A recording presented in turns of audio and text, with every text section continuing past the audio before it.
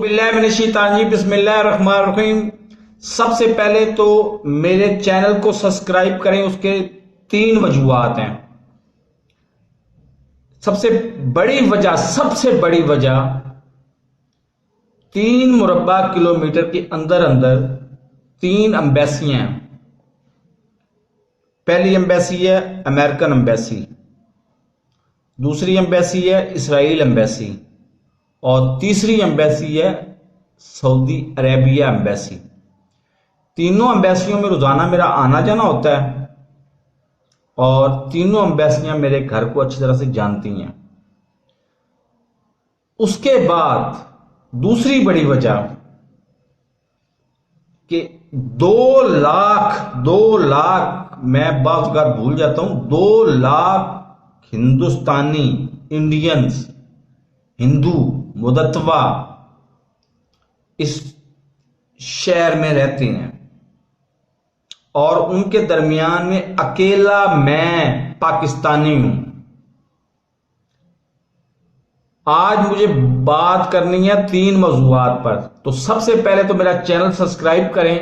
اگر میں نہتا بالکل اسلحے سے خالی، جو شاید ہو سکتا ہے، مجھے بہت زیادہ امید ہے کہ ہو سکتا ہے کہ آج جلسہ عام میں وزیر اعظم صاحب خود مخاطب ہو کے اعلانیہ طور پہ یہ اعلان کر دیں گے۔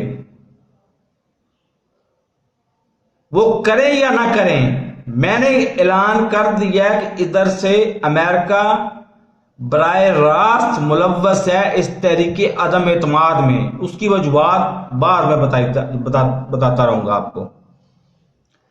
دوسرا، سعودی عرب نے پیشکش کی ہے کہ ہم روس اور یوکرین کے درمیان ثالثی کروانے کو تیار ہیں۔ اس کا جواب یہ ہے کہ اب مزے کی بات ہے کہ یہاں پر 2 ملک ہیں، اور اس سے بہت ساری چیزیں آپ غور سے سنیے گا۔ میری 10 منٹ کی ویڈیو بھی ہو تو ذرا غور سے سنیے گا، آپ کو سمجھ آ جائے گی کہ میں کہنا کیا چاہ رہا ہوں۔ 2 ملک ہیں، ایک ہے پاکستان اور دوسرا ہے سعودی عربیہ۔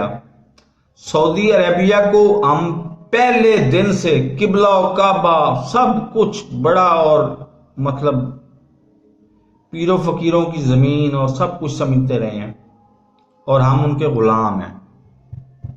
پاکستانی ان کے غلام ہیں۔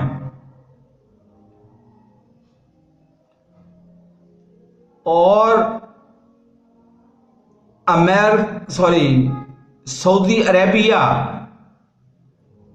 پچھلے کچھ 4 سال سے، جب سے احمد بن سلمان ادھر مسلط ہوا ہے کراؤن پرنس، اس وقت سے کوشش کر رہا ہے کہ اسرائیل کے ساتھ ہمارے تعلقات بحال ہو جائیں۔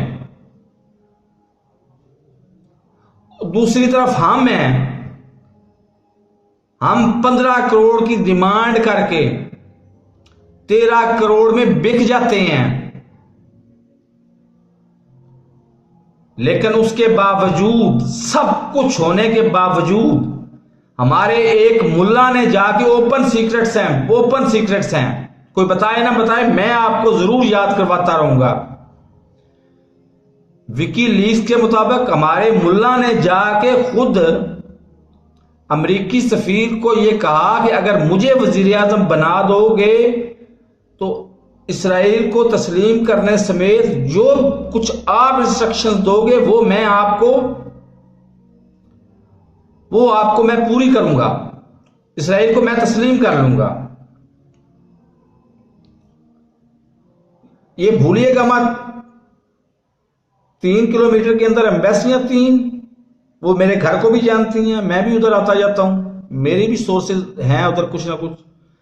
اور دوسرے نمبر پہ 2 لاکھ ہندوستانی، 2 لاکھ انڈینز میں اکیلا پاکستانی، اکیلا، کیونکہ ادھر ہمارا ایک نام کا سفیر ہے، 4 سال سے وہ میرے سامنے بیٹھ کے،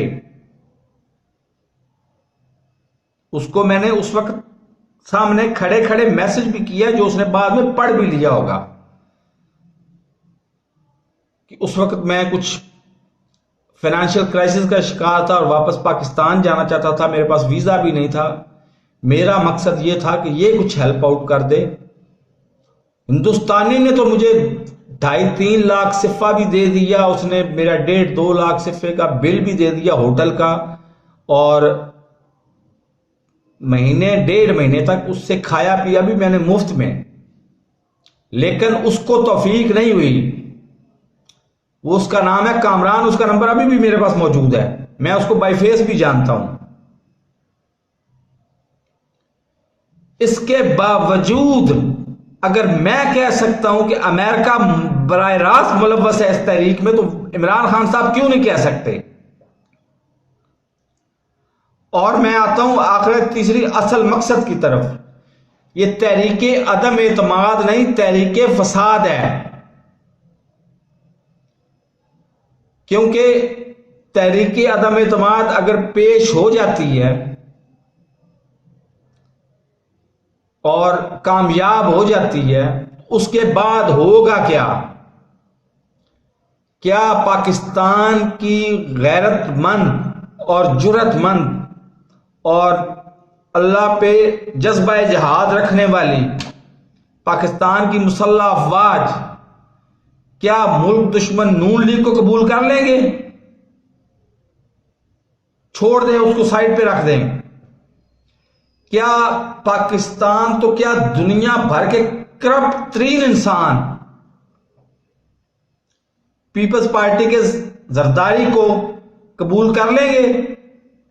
کیا وہ اس بندے کو قبول کر لیں گے جس کی ایک تو جنس کا آج تک سمجھ نہیں آ سکی، اور دوسری بات یہ ہے کہ وہ اس کا کاسٹ بھی آج تک ڈیسائیڈ نہیں ہو سکی؟ وہ ایک وقت میں زرداری بھی ہے اور بھٹو بھی ہے، ہی میں نہ شی میں، اور بھٹو بھی اور زرداری بھی اس کو قبول کر لے گی۔ اس کا نتیجہ کیا ہوگا؟ ملک میں فساد، اور فساد میں کون عوام کا خیال رکھے گا؟ کون پوچھے گا کسی کو؟ کوئی بات نہیں۔ یہ ساری باتیں اپوزیشن کی کوئی جماعت، چاہے فضل الرحمان ہی آ کے تسلیم کر لے کہ 25% 5 چیزوں میں کمی کر دے آتے ہی، اور اس کو برقرار بھی رکھے 1.5 سال تک، تو میں اس کا سب سے بڑا میں حمایتی ہوں گا۔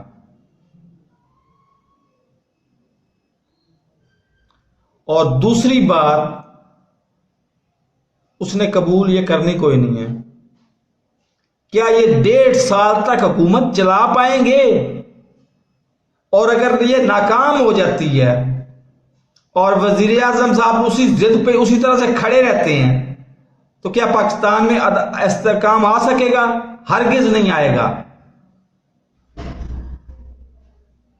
تو خدارا یہ تحریک عدم اعتماد نہیں، تحریک فساد ہے۔ اس فساد سے پاکستان کو جتنا بچا سکتے ہیں بچائیں۔ اصول نے آپ کو ایک ہی بتایا ہے کہ آپ دیکھیں سب سے پہلے کہ یہ انسان دوست انسان ہے۔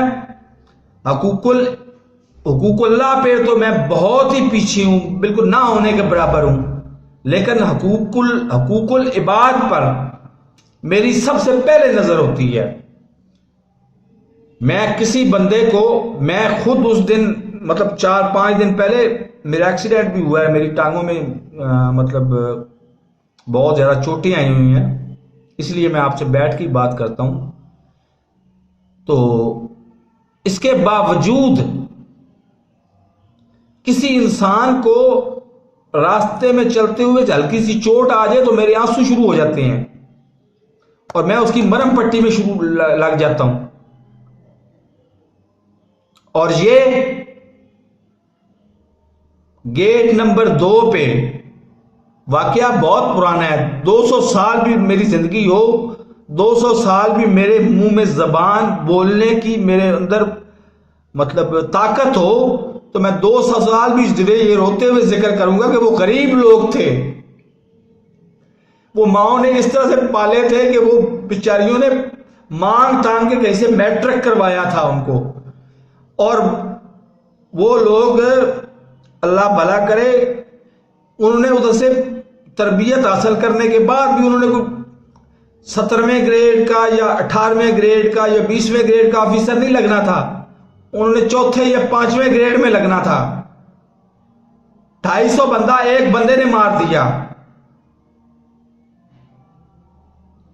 تو کیا اس میں سعودی عربیہ اس میں ملوث نہیں تھا؟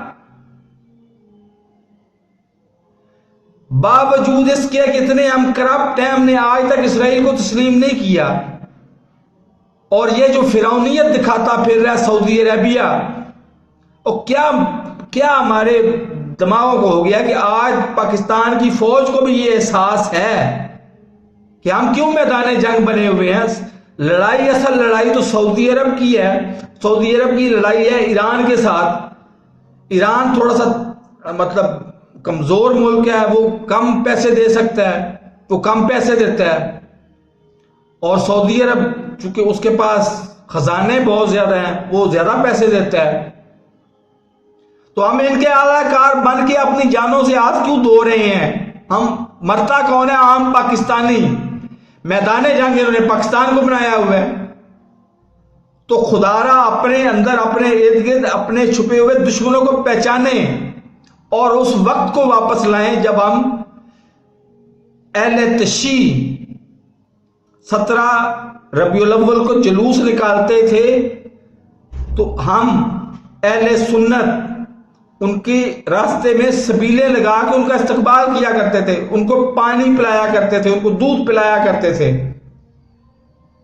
اور جب 12 ربیع الاول کو ہمارا جلوس نکلتا تھا تو وہ ہمیں سبیلیں لگا کے ہمارا استقبال کرتے تھے. اور یہ تو میں نے اپنی آنکھوں سے دیکھا ہے نا, اور دیکھا بھی کب ہے, یہ 1992 یا 93 کی بات ہے. کرنل مقبول کی امام بارگاہ ہے ادھر گارڈن کالج روڈ راولپنڈی پہ, کہ ایک چشتی مولوی اس وقت ہمارے پیر و مرشد علامہ فلاں فلاں جو بھی ہے, میں اب نام نہیں لیتا, انہوں نے کہا ہوا تھا کہ جو اہل تشیع کا نماز جنازہ پڑھے گا اس کا بھی نکاح ٹوٹ جائے گا. تو مجھے اس بات کی آج تک لاجک سمجھ نہ آ سکی ہے, نہ آئے گی کہ چلو نکاح تو ٹوٹا, اس نے, اس کا جس نے نماز جنازہ پڑھا گناہ تو اس نے کیا, تو نکاح ٹوٹنے سے کیا بیوی کو نقصان نہیں ہوا؟ جس کو نقصان نہیں ہوا اس کا کیا قصور ہے؟ لیکن بہرحال یہ مذہبی معاملات ہیں. اس وقت مجلس شام غریباں پڑھی چشتی مولوی نے, تو آج ہم کیوں نہیں برداشت کرتے؟ تو یہ بہت بڑی گہری سازش ہے. جب تک ہم اپنے گریبان میں نہیں جھانکیں گے, جب تک ہم برے کو برا نہیں سمجھیں گے اور اس سے کنارہ کش ہو جائیں گے, اس کو کہنے کی ضرورت ہی کچھ نہیں ہے کہ وہ اپنی جگہ پہ بیٹھا رہے. ہمارا کام ہے ووٹ دینا. ووٹ ہم اس بندے کو دیں گے جو کرپٹ نہیں ہوگا. ہم تحریک عدم اعتماد کامیاب ہو نہ ہو, آئے نہ ہو آئے, یہ ہمارے بس میں نہیں ہے. ہمارے بس میں ہے ووٹ کی طاقت. ووٹ ہم نے دینا ہے صرف اور صرف اس بندے کو جو جس کا ماضی ہمیں پتا ہو کہ یہ کرپٹ نہیں ہے, فائنانشلی کرپٹ نہیں ہے, اور اس کے اندر کچھ اخلاقیات, کچھ انسانیت اس کے اندر ہے. اس بندے کو ووٹ ہم نے دینا ہے. تو بہرحال یہ نظام پورے کا پورا مجھے پاکستان میں خطرے میں نظر آ رہا ہے. بہرحال اللہ پاکستان کی حفاظت کرے. اب یہ تو میں نہیں کہہ سکتا کہ پاکستان ہمیشہ قائم رہے گا, کیونکہ یہ ہمیشہ قائم دنیا میں کوئی چیز نہیں رہے گی. ہمیشہ قائم صرف اللہ کی ذات رہے گی. کچھ باتیں میں بھی اپنے سینئر سے سیکھتا جا رہا ہوں نا, جو وقت مطلب اس تعلیم کا وقت مقرر نہیں ہوتا. کہ حسن نثار صاحب نے یہ بات کی تھی کہ کون سا پاکستان جو ہمیشہ قائم رہے گا. ہمیشہ قائم رہنے والی تو صرف اللہ کے تعالیٰ کی ذات ہے. لیکن اگر ہم نے غیرت دکھانی ہے، ہم نے جرت دکھانی ہے، ہم نے خود مختاری دکھانی ہے، تو ہمیں برے کو برا سمجھنا پڑے گا. کم از کم کمزور ترین علامت ہے کہ ہم نے برے کو برا دل سے سمجھنا ہے. اور دوسری، ووٹ جب آپ نے دینا ہے، جب آپ نے سٹیمپ لگانی ہے، تو اس وقت آپ نے سوچ لینا ہے کہ کون کرپٹ ہے اور کون ایماندار ہے، کون مطلب ملوث ہے اس پرتشدد سیاست میں، کون ملوث ہے اس پرتشدد مذہبی سیاست میں، اور کون بیچارہ انسانیت کی خدمت کر رہا ہے. اگر یہ 2-4 کرائٹیریا ہم بنا لیں گے نا، اللہ تعالیٰ ہمیں قائم رکھے گا اور ہمیں انشاءاللہ دن بدن دن دگنی اور رات چگنی ترقی بھی دے گا. میں ویسے نہیں کہتا کہ یہ 3 ارکان ہمیں پوری دنیا میں ہمیں آنکھیں شرم سے جھک گئی ہیں ہماری، کہ 3 ارکان کی بولی لگی ہے اور باقاعدہ وہ بکے ہیں 13 کروڑ میں. ان کا سافٹ ویئر سب سے پہلے تو عمران خان کو ان کا سافٹ ویئر اپڈیٹ کرنا چاہیے، اور پھر 5 چیزیں سستی کرنی چاہیے عمران خان کو. وہ مطالبات میرے پہلے آ چکی ہیں، اس کو چھوڑ دیں. بہرحال میری اس ویڈیو کو لائک نہیں کیا تو سبسکرائب کریں، ساتھ لگے بیل آئیکن کو دبا کے نوٹیفیکیشن کو آن کر دیں تاکہ میری ہر نئی آنے والی ویڈیو کو نوٹیفیکیشن آپ کو بر وقت مل سکے. اللہ حافظ.